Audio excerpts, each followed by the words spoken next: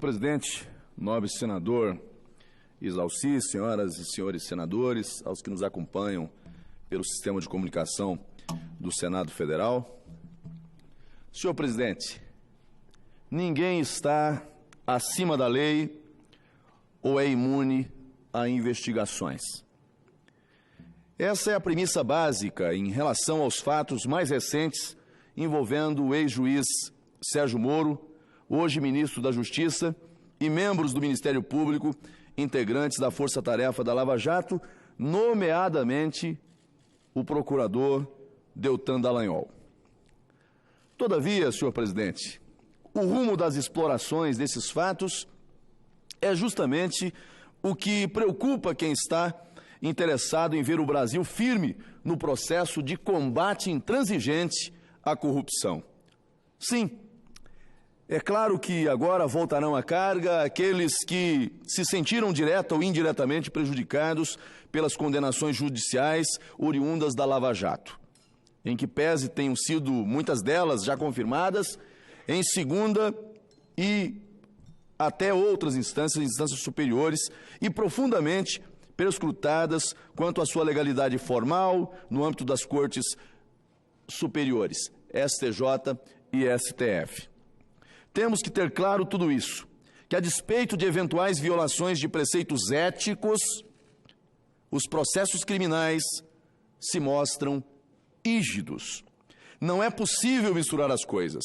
Acredito que o próprio Supremo Tribunal Federal, de onde, segundo os setores da imprensa, já se ouvem vozes no sentido da possibilidade de anulação de processos criminais. É preciso cautela, senhor presidente.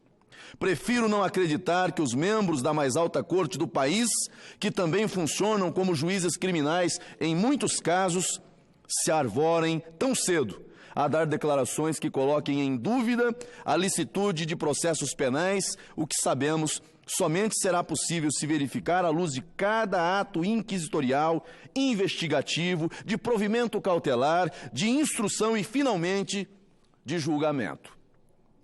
Estou levando em consideração que a referência a eventuais posições tão madrugadoras de ministros do Supremo sejam apenas especulações de setores da mídia que torcem para o enfraquecimento da Lava Jato, além, naturalmente, das alas políticas que não escondem esse posicionamento.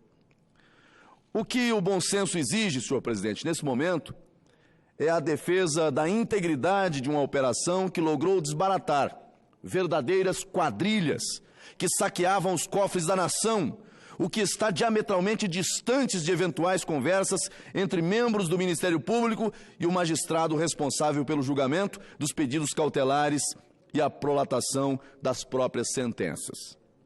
Ademais, é preciso ter cautela na análise do conteúdo das conversas. Primeiro, atestando sua veracidade. Segundo, considerando o contexto em que essas conversas aconteceram, o contexto em que foram feitas. Pelo teor divulgado até esse momento, as instâncias adequadas para análise quanto à ocorrência ou não de violações éticas são justamente os Conselhos Nacionais do Ministério Público e o CNJ, Conselho Nacional de Justiça, constituídos por força da nossa própria Constituição Federal.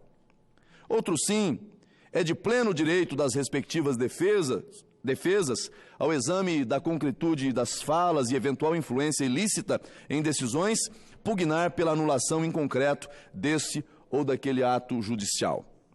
Não é uma anulação a esmo, se for o caso, mas uma anulação pontual, analisando cada fala, cada contexto, para se aferir eventuais excessos ou ilegalidades.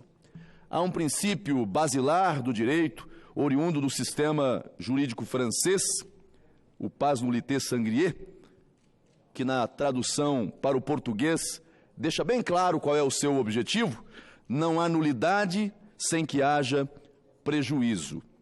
Outro ponto a ser examinado, senhores senadores, diz respeito à tradição jurídica de proximidade entre promotores, procuradores e magistrados. Isso também vem do direito francês, da figura dos procuradores do rei, os chamados magistrados em pé. Seria ingênuo de nossa parte considerar que, de forma absoluta, funciona a igualdade entre acusação e defesa, à medida em que a acusação é um órgão do Estado, assim como é o juiz. Para as medidas cautelares, por exemplo, é de toda evidência que o Ministério Público precisa ter acesso primeiro ao magistrado, buscando convencê-lo da necessidade de decisões surpresa, sem a ouvida dos investigados. Ou alguém pleiteia algo diferente disso? Isso faz parte das prerrogativas do Estado e não necessariamente do promotor ou procurador.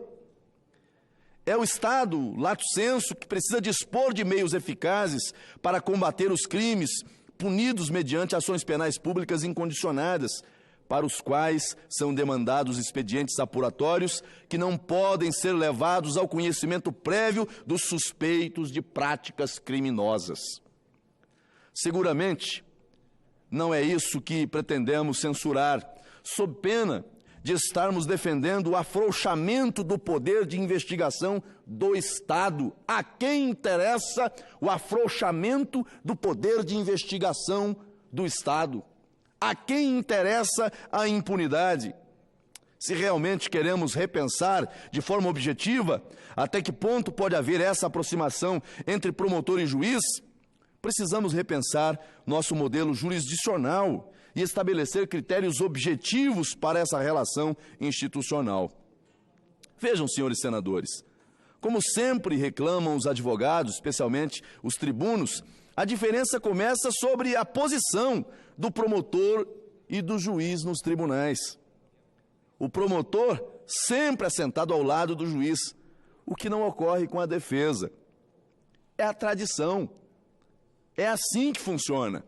O que estou dizendo é que os fatos trazidos à baila precisam ser considerados sob um espectro mais amplo, sob pena de estarmos exercendo uma injusta e precipitada censura. Finalmente, não podemos considerar a envergadura da Lava Jato, sua abrangência, sua complexidade. A Lava Jato é maior que seus integrantes. A Lava Jato está acima dos seus integrantes. Eles não são perfeitos, podem falhar. É notório que Polícia Federal, Ministério Público e Judiciário terminam tendo uma necessária aproximação ao longo das operações, especialmente em uma época em que havia uma clara disposição de se atacar a Operação Lava Jato. A quem queremos enganar? Quem quer ser enganado nesse processo todo? Ou não é isso a clara evidência que nós vimos ao longo desse processo?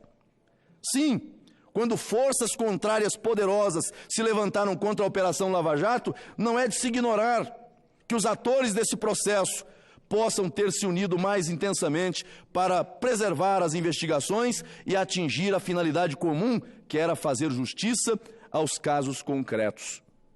Isso é o que, mais do que tudo, é preciso ser considerado.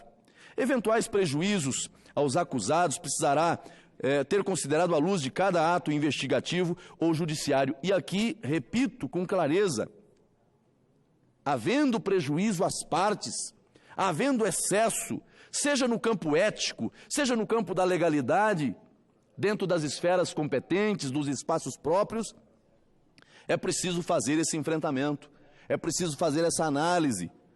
Mas não me parece adequado, não me parece razoável, não me parece do interesse público, muito pelo contrário, querer atacar e colocar a marca de desonesta na Operação Lava Jato. A Operação Lava Jato, senhor presidente, com toda a vênia, é uma conquista da sociedade brasileira, que se viu ao longo dos tempos, ao longo dos últimos anos, sem esperança, desapontada, entristecida, decepcionada, não só com a política, mas também com aqueles que formam o próprio Estado, fazem parte das instituições de controle do Estado. com o próprio judiciário. Por isso disse no início e concluo repetindo: ninguém está acima da lei ou é imune às investigações. O que não podemos é explorar os fatos contra o interesse de todo o país, que estava e está cansado de tanto ver triunfar as nulidades, de tanto ver prosperar a desonra e de tanto ver crescer a injustiça. Como já dizia Rui Barbosa, precisamos definitivamente deixar para trás os tempos em que os poderes se agigantavam nas mãos dos maus, sob pena da sociedade brasileira voltar a desanimar-se da virtude, rir da honra e ter vergonha de ser honesto. Senhor presidente, senhoras e senhores parlamentares, a Lava Jato representou e representa um sopro de esperança nas instituições. A Lava Jato representa uma conquista da sociedade no enfrentamento a criminosos, sejam eles quem forem, estejam eles onde estiverem, com a estatura que têm, com o poder que têm. A Lava Jato mostrou ao Brasil que é possível enfrentar o crime organizado, institucionalizado, sistêmico, na defesa do interesse nacional, na defesa do interesse público, na defesa da probidade da administração. Ou não é disso que estamos a falar? Ou não é disso que estamos falando? Senhor presidente, senhoras e senhores parlamentares, prefiro me filiar, prefiro me associar aos que defendem a probidade, prefiro me associar aos que defendem investigação, prefiro me filiar àqueles que defendem um Estado puro, limpo, afastado de todo tipo de suspeita. Isso não significa dizer que ignoro a gravidade daquilo que estamos a ter conhecimento nesse momento. Não estou aqui levianamente, e não poderia fazê-lo, sob pena de ir contra aquilo que defendo ao longo da minha vida, desconsiderar a gravidade do que estamos vendo noticiado hoje. O que estou fazendo aqui é uma análise, é uma avaliação de que não podemos, nesse momento, a par de alguns recortes informativos do vazamento, que ainda não se sabe a extensão, não se sabe a profundidade, condenar toda uma operação que deu ao Brasil, repito, as condições de voltar a acreditar, de voltar a ter esperança. E, senhor presidente, não há democracia que sobreviva num ambiente de desesperança. Não há democracia, não há Estado de Direito que consiga prevalecer, sobreviver num ambiente de permanente desconfiança. Repito, a Lava Jato é um sopro de esperança para os brasileiros. Na última eleição, todos nós que aqui estamos, fomos às ruas e sentimos exatamente isso. O cidadão brasileiro desesperançado, revoltado, frustrado, distantes da política. E em razão justamente do que viu ao longo dos anos. Mas também pôde ver, nesses últimos tempos, dentro de setores do Judiciário, dentro de setores do Ministério Público, dentro da Polícia Federal, uma ação concreta de enfrentamento e combate à corrupção. E os brasileiros voltaram a ter esperança. Então, não temos nesse momento o direito de, mesmo reconhecendo a gravidade dos fatos noticiados, mesmo reconhecendo aqui, eventualmente, algum deslize no campo ético, e a eticidade faz parte dos princípios que devem nortear a administração pública, porque fala-se muito dentro do que está estabelecido no 37 da Carta de 88, da legalidade, da impessoalidade, da moralidade, da publicidade, da eficiência, e nem sempre fala-se da eticidade, da economicidade. São princípios também da administração pública, a eticidade. O ato deve cumprir o limpe constitucional, mas não afastar a eticidade. A ética é o ingrediente fundamental. E há quem defenda a presença dela no 37 da Constituição dentro do escopo do que se trata, do que vem a ser o princípio da moralidade. Mas não podemos, em nome dessa constatação, em nome desse enfrentamento, diminuir o tamanho, a importância da Operação Lava Jato. A Operação Lava Jato é uma conquista dos brasileiros. A Operação Lava Jato é um avanço da cidadania. A Operação Lava Jato é uma operação de resgate da dignidade dos brasileiros.